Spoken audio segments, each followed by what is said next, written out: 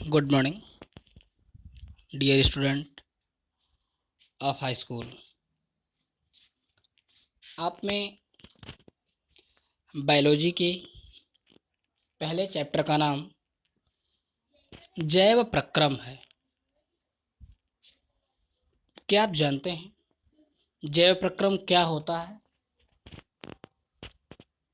तो आइए हम सभी एनसीईआरटी बेस्ड इस चैप्टर को ध्यान से देखते हैं। सबसे पहले इसमें बात की गई है सजीव तथा निर्जीव की। सजीव और निर्जीव क्या हैं? सजीव, यदि सामान्य अंतर देखा जाए तो सजीव जिनमें जीवन होता है तथा जो मेटाबॉलिक क्रियाएं करते हैं वह सभी सजीव हैं,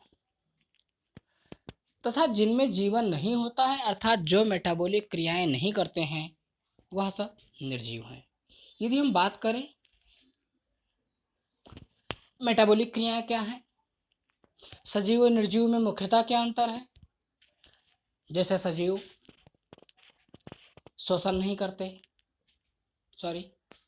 सजीव श्वसन करते हैं, उत्सर्जन करते हैं, वृद्धि करते हैं, विकास करते हैं एवं गति करते हैं, जबकि निर्जीव सामान्यतः बिना किसी सहायता के कोई भी क्रिया नहीं कर सकते। अर्थात हम कह सकते हैं निर्जीवों में कोई भी मेटाबॉलिक क्रियाएं होती ही नहीं हैं। अब जैव प्रक्रम क्या है? जैव प्रक्रम अर्थात जीवों का अनुरक्षण कार्य निरंतर होना चाहिए। यदि निरंतर नहीं होगा तो जीव सजीव नहीं रहेंगे। यह उस समय भी चलता रहता है जब हम कोई विशेष कार्य नहीं करते हैं, अर्थात जब हम सोते रहते हैं तो भी हमारा श्वसन होता रहता है, जब हम कक्षा में बैठे रहते हैं तब भी हमें निरंतर तरीके से कुछ प्रक्रियाएं चलती रहती हैं। अर्थात वे सभी प्रक्रम जो सम्मिलित रूप से अनुरक्षण का कार्य करते हैं जैव प्रक्रम कहलाते हैं।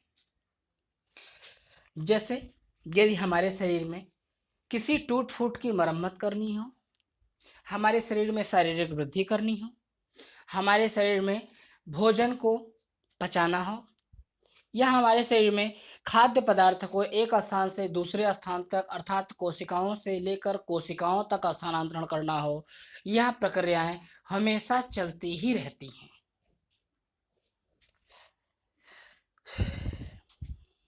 और यह सभी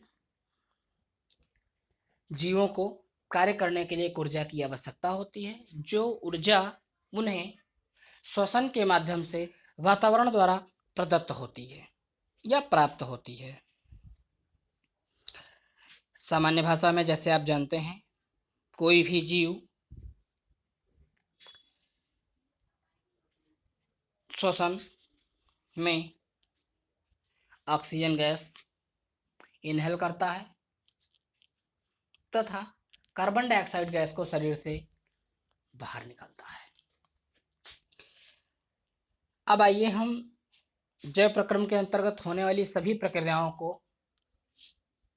एक एक रूपों में देख लेते हैं तथा इनमें उपस्थित प्रत्येक टॉपिक का नेक्स्ट वीडियो हम आपको अलग से प्रोवाइड करवा देंगे। सबसे पहला पोषण। पोषण अर्थात हमारे शरीर में खाए गए भोजन का पाचन तथा उनमें उपस्थित सभी प्रक्रियाएं जो उस पाचन के दौरान हमारी सहायता करती हैं तथा हमको ऊर्जा प्राप्त करती हैं, यह संपूर्ण प्रक्रिया पोषण कहलाती है। अर्थात जब हम टहलते हैं या साइकिल की सवारी करते हैं तो हम ऊर्जा का उपयोग करते हैं। उस स्थिति में भी जब हम कोई आभासी क्रियाकलाप नहीं कर रहे हैं, हमारे शरीर में क्रम की स्थिति के अनुरक्षण करने के लिए ऊर्जा की आवश्यकता होती है। वृद्धि, विकास, प्रोटीन संश्लेषण आदि में हमें बाहर से भी पदार्थों की आवश्यकता होती है। यह ऊर्जा का स्रोत तथा पदार्थ जो हम खाते हैं वह भोजन है। अब नेक्स्ट, सजीव अपना भोजन कैसे प्राप्त करते हैं? आप सभी जानते हैं कि सजीव अर्थात हम सभी इस वातावरण द्वारा अर्थात स्वपोषियों द्वारा बनाए गए भोजन को खाते हैं, अर्थात जो स्वपोषी हैं वो अपना भोजन स्वतः बनाते हैं। ठीक है। अब यदि हम पोषण के आधार पर देखें तो इस संपूर्ण सृष्टि में उपस्थित जीव अर्थात वनस्पति या जंतु दोनों दो प्रकार के होते हैं। पहला स्वपोषी, दूसरा परपोषी। स्वपोषी अर्थात वे सभी जंतु जो अपना भोजन प्रकाश संश्लेषण की क्रिया द्वारा स्वयं बनाते हैं उन्हें हम स्वपोषी कहते हैं। स्वपोषी सभी पौधे स्वपोषी पोषण करते हैं। स्वपोषी पोषण के दौरान पत्तियों में या जो भी जीव करते हैं उन सभी में क्लोरोफिल नामक पदार्थ पाया जाता है, या उनकी कोशिकाओं में क्लोरोप्लास्ट पाया जाता है। क्लोरोप्लास्ट में उपस्थित क्लोरोफिल के कारण ही पत्तियां हरी दिखाई देती हैं तथा इनके द्वारा ही पौधों में भोजन का निर्माण होता है। यदि हम देखें स्वपोषी या पौधों में स्वपोषण के लिए यह डिफिनेशन अत्यंत ही आवश्यक है। इसमें आया हुआ है कार्बन डाइऑक्साइड प्लस जल के संयोग से क्लोरोफिल तथा सूर्य के प्रकाश की उपस्थिति में ग्लूकोज, ऑक्सीजन तथा जल का निर्माण होता है। यदि हम देखें कि प्रकाश संश्लेषण प्रक्रम में वास्तव में क्या होता है, इस प्रक्रम के दौरान निम्नलिखित घटनाएं होती हैं। सबसे पहला, क्लोरोफिल द्वारा प्रकाश ऊर्जा को अवशोषित करता है, प्रकाश ऊर्जा को रासायनिक ऊर्जा में रूपांतरित करता है तथा जल अणुओं का हाइड्रोजन तथा ऑक्सीजन में अपघटन करता है। कार्बन डाइऑक्साइड का कार्बोहाइड्रेट में अपचयन करता है। अर्थात इसकी सामान्य सी यदि हम केवल रिएक्शन देखें या स्वपोषी पौधे अपना भोजन कैसे प्राप्त करते हैं, यदि इसका हम रिएक्शन देखें तो इसका रिएक्शन होता है 6 carbon dioxide plus 12 H2O gives out in the presence of sunlight and chlorophyll, glucose, 1 molecule of glucose, 6 molecule of oxygen and 6 molecule of water. Next, यदि हम नेक्स्ट आते हैं पत्तियां श्वसन के लिए या पत्तियां अपने भोजन बनाने के लिए रंध्रों द्वारा वायु या जल आदि को अवशोषित करती हैं। देन यदि हम इसको देखें तो जो रंध्र होते हैं स्टोमेटा, इनमें उपस्थित कोशिकाएं कार्बन डाइऑक्साइड की उपस्थिति के कारण खुलती तथा सिकुड़ती हैं। इनके बाहर हरित लवक उपस्थित होता है।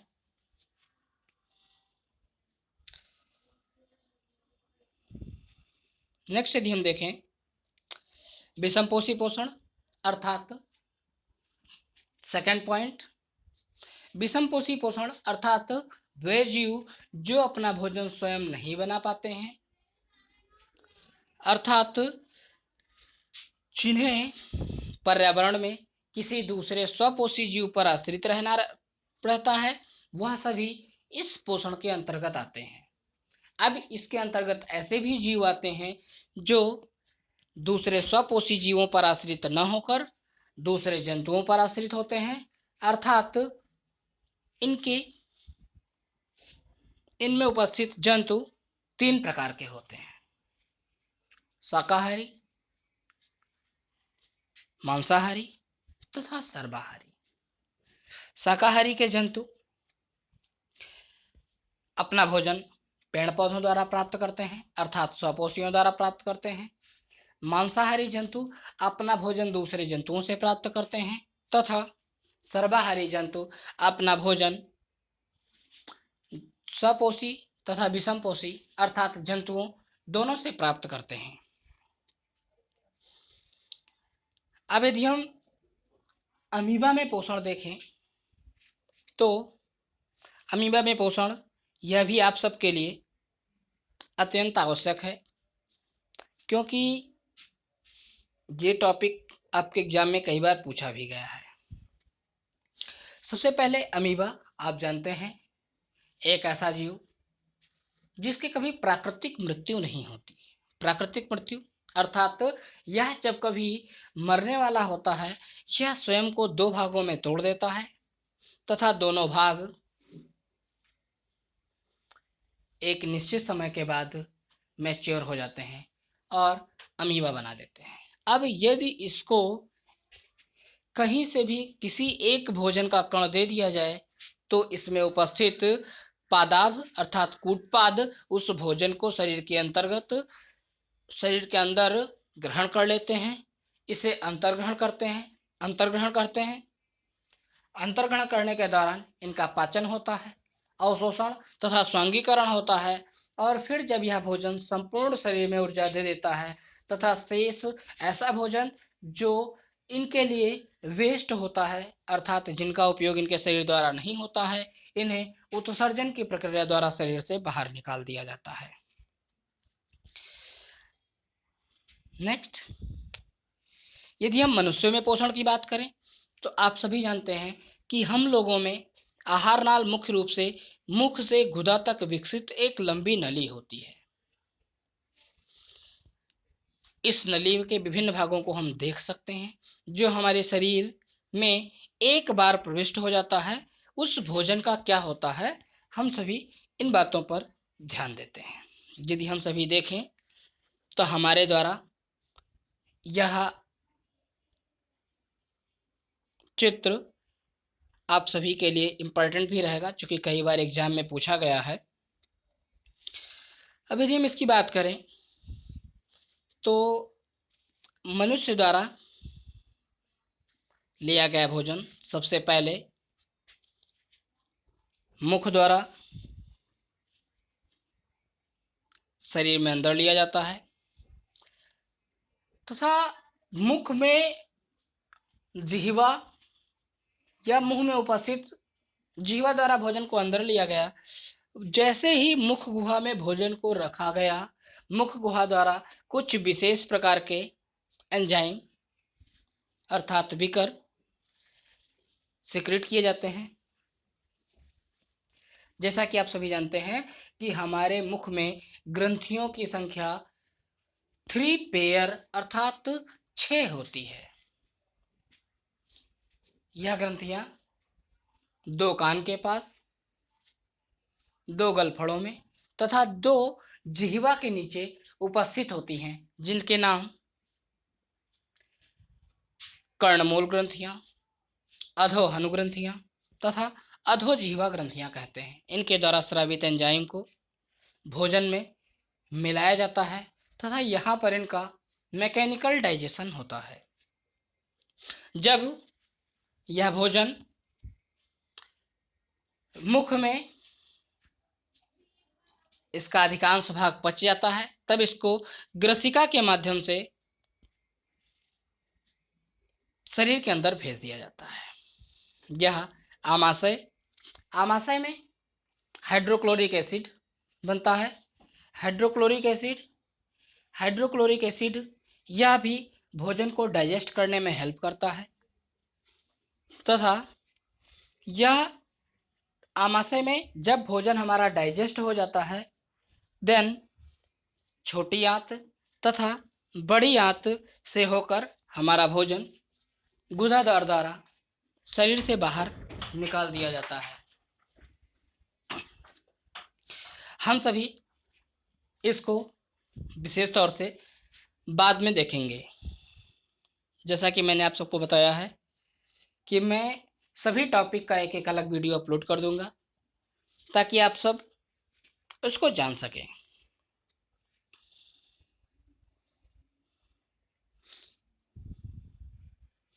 अब यदि हम बात करें श्वसन की, श्वसन मैंने जैसा आपको बताया है कि हम लोग सामान्य तरीके से इसे देख लेते हैं, फिर टॉपिक वाइज मैं आपको अलग एक्सप्लेन कर दूंगा। श्वसन, श्वसन आप सभी जानते हैं सांस लेने की प्रक्रिया को श्वसन कहते हैं, किंतु यह भी कहना गलत है कि इस संसार में उपस्थित सभी जीव श्वसन करते हैं। यदि सभी जीव श्वसन करते हैं तो क्या सभी जीव श्वसन में ऑक्सीजन ही लेते हैं या किसी अन्य गैस का भी सेवन करते हैं? तो आप सभी जान लीजिए, श्वसन यह एक ऐसी प्रक्रिया है जिसके अंतर्गत गैसों का आदान प्रदान होता है, किंतु सभी जीव श्वसन के दौरान ऑक्सीजन गैस नहीं लेते, क्योंकि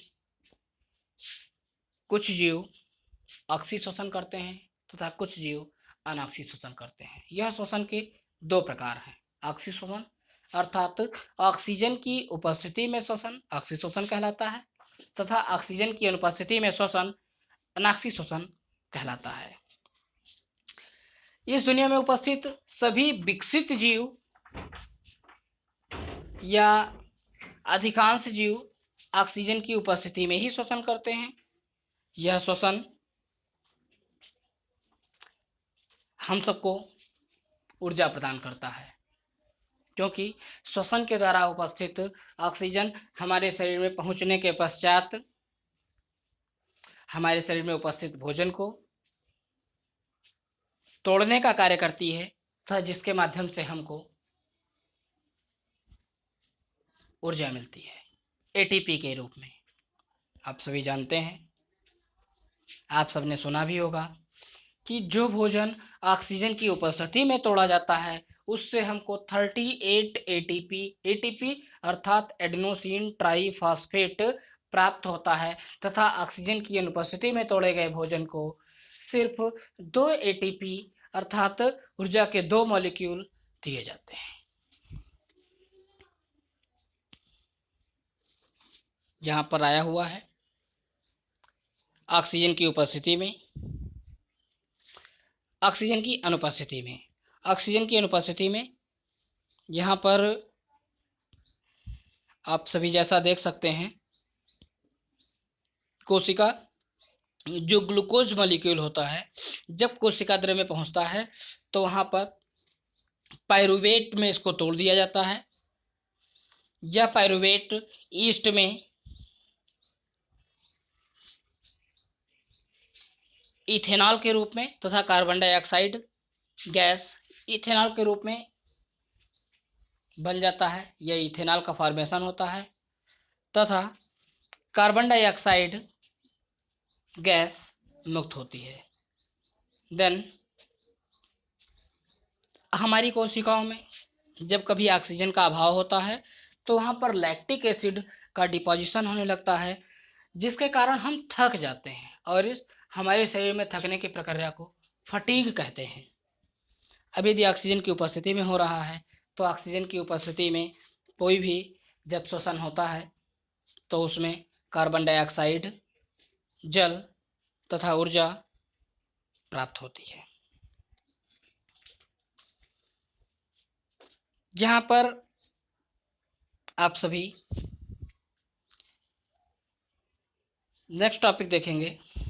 यहाँ पर श्वसन के लिए एक चित्र आया हुआ है कि सबसे पहले ऑक्सीजन को नासाद्वार द्वारा अर्थात मुखदुहा द्वारा शरीर में अवशोषित किया जाता है। यह श्वासनली से होकर हमारे फेफड़ों तक जाती है। फेफड़ों में उपस्थित फुफ्फुस या श्वसनिकाएँ जिन्हें हम एल्वियोलाई कहते हैं, या यूनिट ऑफ लंग्स फेफड़ों की इकाई भी एल्वियोलाई होती है, कूपिकाएँ। उनमें गैस या ऑक्सीजन फिल हो जाती है, भर जाती है, तथा उनमें उपस्थित कार्बन डाइऑक्साइड को फेफड़ों में बाहर निकाल दिया जाता है तथा वह पुनः उसी मार्ग से वापस आकर नसा मार्ग द्वारा या मुख गुहा द्वारा शरीर से बाहर निकल जाती हैं। यदि हम सभी बात करें वाहन की, मनुष्य में वाहन, वाहन का अर्थात ट्रांसपोर्ट, ट्रांसपोर्ट अर्थात शरीर में किसी भी पदार्थ को एक स्थान से दूसरे स्थान तक पहुंचाना वाहन कहलाता है। हमारे शरीर में, जैसा कि आप सभी जानते हैं, हृदय, हृदय के द्वारा रुधिर तथा रुधिर में उपस्थित पदार्थों को एक स्थान से दूसरे स्थान पर पहुंचाया जाता है। इनमें हमारे हृदय में 4 चैम्बर होते हैं। इस संपूर्ण सृष्टि में उपस्थित जीवों में सिर्फ 2 प्रकार का हृदय पाया जाता है, एक न्यूरोजेनिक और दूसरा मायोजेनिक। न्यूरोजेनिक अर्थात ऐसा हृदय जो हमारे नर्वस सिस्टम के कंट्रोल में होता है, या नर्वस सिस्टम के कंट्रोल में होता है, अर्थात जो जीव के कहने के आधार पर या जीव के चाहने के आधार पर कार्य करता है, उसे न्यूरोजेनिक हार्ट कहते हैं। तथा मायोजेनिक अर्थात हम लोगों का हृदय जो हमारे कहने के अनुसार कार्य नहीं करता या हमारे सोचने के अनुसार कार्य नहीं करता। इनमें जो हृदय हमारा पंप करता है, यह स्वतः ही किया करता है। इनमें शरीर के ऊपरी भाग से रुधिर प्रवेश करता है। अर्थात मैं आपको एक बात और बता दूं कि हमारे हृदय में 4 चैम्बर होते हैं, अर्थात 4 कक्ष होते हैं। 2 को आलिंद तथा 2 को निलय कहते हैं। हम सभी इसके विषय में देख रहे हैं। अभी यहाँ पर इसकी प्रक्रिया आई हुई है, हम देखते हैं। हमारा हृदय पंप, हृदय एक पेशीय अंग है, आप सभी जानते हैं। यदि हम मांसपेशियों की बात करें तो हमारे शरीर में उपस्थित 3 प्रकार की मांसपेशियां होती हैं। आप सबने 9th में इसे पढ़ भी रखा है। मांसपेशियां अर्थात रेखित, अरेखित एवं हृदय, smooth, skeletal and cardiac muscles. हमारा हृदय कार्डियक मसल्स का बना होता है, जिसके दौरान यह होल टाइम फॉर्मेशन हमारे शरीर में लगभग गैमेट्स के फर्टिलाइजेशन के बाद 3 हफ्ते के भीतर हृदय का निर्माण होता है, और यह संपूर्ण जीवन बिना रुके कार्य करता रहता है, बिना थके, क्योंकि यह कार्डियक मसल्स का बना होता है। अब यदि हम देखें तो हृदय एक पेशीय अंग है जिसका आकार हमारी मुट्ठी के समान होता है। अब रुधिर के द्वारा या हृदय के द्वारा कार्बन डाइऑक्साइड और ऑक्सीजन दोनों को एक स्थान से दूसरे स्थान पर पहुंचाया जाता है। हृदय के द्वारा ऑक्सीजनेटेड ब्लड को या ऑक्सीजन युक्त रुधिर को शरीर के विभिन्न हिस्सों में भेजा जाता है। वह जब शरीर के विभिन्न हिस्सों में पहुंचता है तो वहां पर उपस्थित कार्बन डाइऑक्साइड की प्रतिशतता को देखते हुए वहां से कार्बन डाइऑक्साइड ग्रहण कर लेता है तथा ऑक्सीजन कोशिकाओं को कार्य करने के लिए दे देता है। यदि इस प्रक्रम को हम विभिन्न चरणों में समझ सकते हैं। ऑक्सीजन प्रचुर रुधिर फुफ्फुस के हृदय के बाईं ओर स्थित कोष्ठ बायां आलिंद में आता है। इस रुधिर को एकत्रित करते समय बायां आलिंद शिथिल रहता है। अगला कोष्ठ बायनले फैलता है, अर्थात एक के कार्य करने के दौरान एक शिथिल रहता है तथा दूसरे के कार्य करने के दौरान पहला वाला शिथिल रहता है। हम सभी इसको एक निश्चित चित्र के साथ अगले वीडियो में डिस्कस करेंगे। यदि हम कार्बन डाइऑक्साइड एवं ऑक्सीजन के परिवहन की बात करें तो यह चित्र जितना आपको दिख रहा है, इसमें जो ऑक्सीजनेटेड ब्लड का पार्ट है, जिसमें ऑक्सीजन है, वह आपको लाल दिखाई दे रहा है, तथा जिसमें ऑक्सीजन नहीं है वह आपको हल्का नीला दिखाई दे रहा है। यदि हम रक्तदाब अर्थात ब्लड प्रेशर की बात करें तो ब्लड प्रेशर हमारे शरीर में रुधिर को नियंत्रित करने का कार्य करता है। रुधिर वाहिनिकाओं की भित्ति के विरुद्ध जो दाब लगता है उसे रक्त दाब कहते हैं। यह दाब शिराओं की अपेक्षा धमनियों में बहुत अधिक होता है। धमनी के अंदर रुधिर का दाब निलय प्रकुंचन अर्थात संकुंचन के दौरान प्रकुंचन दाब तथा निलय अनुशीतलन अर्थात शिथिलन के दौरान धमनी के अंदर का दाब अनुशीतलन दाब कहलाता है। सामान्य प्रकुंचन दाब 120 mm तथा अनुशीतलन दाब 80 mm होता है। mmHg यह रक्तदाब की इकाई है, अर्थात ये हमारे शरीर में ब्लड प्रेशर हाइयर अमाउंट में 120 mmHg तथा 80 mmHg नॉर्मल होता है। यदि इसका कोई भी पार्ट इंक्रीज करता है तो ब्लड प्रेशर को हम बढ़ा मानते हैं, तथा यदि 120 एवं 80 के एवरेज में कमी होती है तो इसे हम कम मानते हैं। नेक्स्ट, पादपों में परिवहन। पादपों में परिवहन आप सभी जानते हैं कि पादपों में परिवहन के लिए कुछ ऊतक उपस्थित होते हैं जिन्हें हम जाइलम व फ्लोएम के नाम से जानते हैं। जाइलम यह जल को नीचे से ऊपर की तरफ तथा फ्लोएम यह भोजन को ऊपर से नीचे की तरफ स्थानांतरित करते हैं।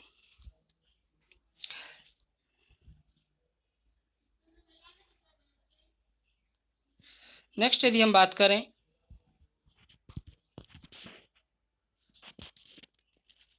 उत्सर्जन की। उत्सर्जन यह जैव प्रक्रम का वह भाग है जिसके द्वारा हमारे शरीर में उपस्थित अपशिष्ट पदार्थों को शरीर से बाहर निकाला जाता है, अर्थात वह प्रक्रिया जिसके द्वारा शरीर से अपशिष्ट पदार्थों को बाहर निकाला जाता है उसे हम उत्सर्जन कहते हैं। मानव में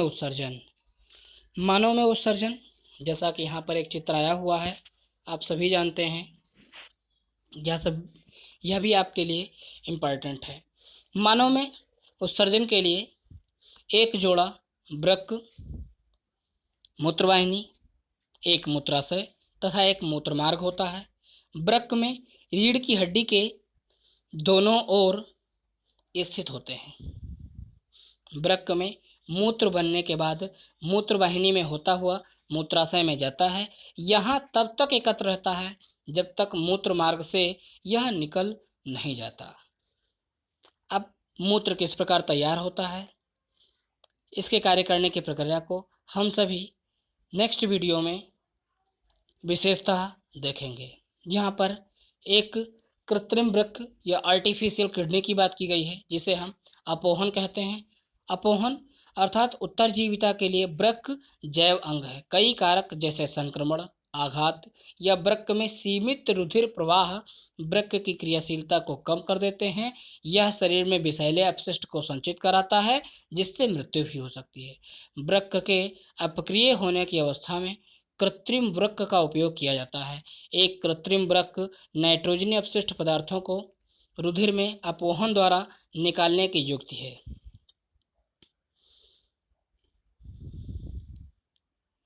नेक्स्ट, पादपों में उत्सर्जन। जैसा कि आप सभी जानते हैं कि पादपों में उत्सर्जन के लिए कोई विशेष अंग नहीं होता है। इनमें वाष्पोत्सर्जन के लिए पत्तियां तथा शरीर के बाहर उपस्थित ऊतक सहयोग करते हैं। जब भी पादपों को किसी विशेष पदार्थ को उत्सर्जित करना होता है वह उस पदार्थ को किसी ऊतक या पत्तियों तक पहुंचा देते हैं। पादपों में पदार्थों को उत्सर्जित करने के लिए पत्तियां पीली पड़ जाती हैं तथा कुछ निश्चित समय के बाद वह पादपों से अलग हो जाती हैं। नेक्स्ट, इसमें कुछ इम्पॉर्टेंट पॉइंट आए हुए हैं जिन्हें आप सभी ध्यान से देखें। इनमें उपस्थित जितने भी आपने टॉपिक पढ़े हैं उन सब का मैं एक बार अलग अलग वीडियो बना देता हूं ताकि आप सभी उसका नोट्स तैयार कर सकें। Thank you, thanks a lot.